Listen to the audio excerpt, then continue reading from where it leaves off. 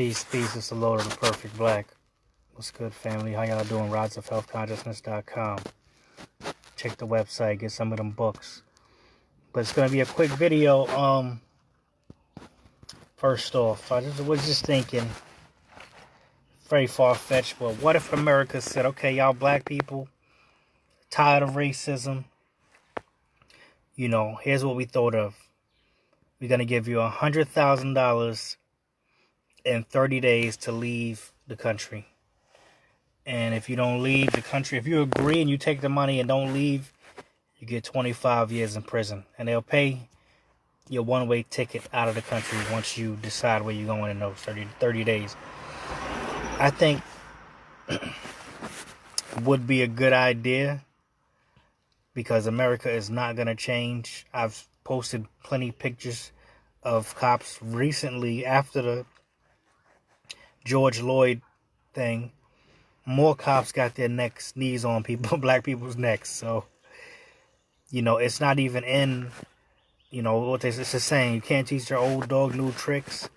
And American policing is an old dog. And all it knows is brutal treatment towards African Americans. And it's not going to stop. These protests are not going to stop it.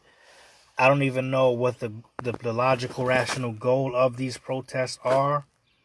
Seems like nobody knows. I don't even know how people know that a protest is going to be there. But I think, for a lot of people, that might be the only way is to actually leave America. Because we're going to have more black people dying, after this dies down and they kill another body, everybody run back in the street. And then it goes back and then keeps going. This happened year after year, and they're not changing. And what Umar Johnson said about white protesters, he said we shouldn't have, it should have been brothers telling them that they can't join. But I think we need all races of people. If you plan on staying in America, you need all races of people to understand what we're going through. Because they could easily just join in with the police and just genocide against us. Right now, you think we have it bad, but it could be 10 times worse where everybody is just attacking black people all day long. You have these few incidences, but I think we need an economic boycott, permanent, on all non-essentials, which I've been doing. I don't get the Gucci, the Prada, the Louis, the Hennessy, and I don't splurge into white supremacy economy. I do the basics. But yeah, I think leaving would be a good idea if they would do that. No, they wouldn't though. That is them giving us 100,000 to leave is just as far-fetched of them stopping racism. It's the same thing. They can't stop. It's not, there's a need for black prisoners. There's a need for,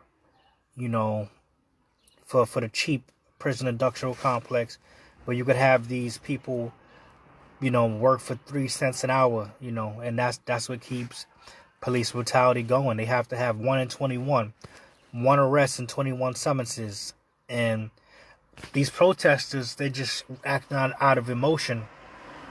Is anybody even bringing some things to the table of what should happen or, what can we come to an agreement on? I don't see anything like that. But like I was saying, what Umar Johnson was saying about the police, the white protesters, a lot of them, they have their own agenda.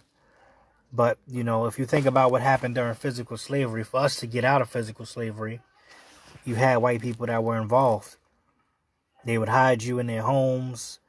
If you talk about the civil rights, you had white people that they had to sign that law. That was signed by white people to give black people civil rights. Even though we might have marched and stuff. And then you want to talk about, any progress that you could name, there had to be some white people that were there to agree on to it and sign it into legislation. Even the right to vote. A lot of y'all talking about voting. White people had to give y'all the right to vote.